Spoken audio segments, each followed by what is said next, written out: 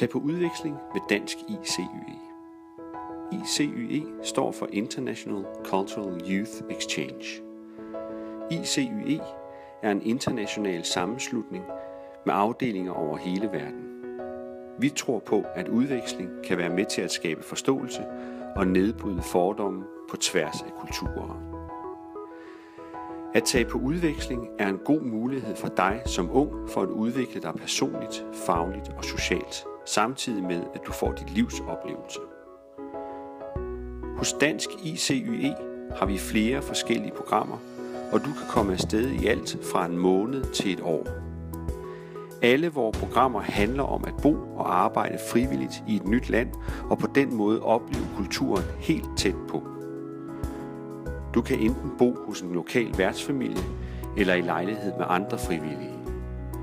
Projekterne, hvor du kan komme til at arbejde, er meget forskellige.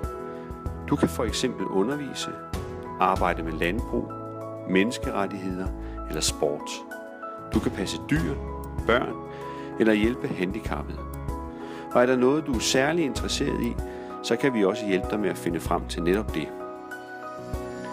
Dansk ICYE er en non-profit organisation, og det er blandt andet på grund af økonomisk støtte fra forskellige interesseorganisationer, at vi kan tilbyde udvekslingsophold til lave priser. Du kan endda komme helt gratis afsted med det EU-finansierede EVS-program. Vi er ikke en nødhjælpsorganisation, og det er ikke meningen, at du som frivillig skal ud og redde verden, men at du skal opleve den. På vores hjemmeside kan du læse mere om de forskellige programmer, og har du spørgsmål til, hvordan du kan være med til at tilrettelægge din udveksling, er du altid velkommen til at ringe eller skrive til os på sekretariatet.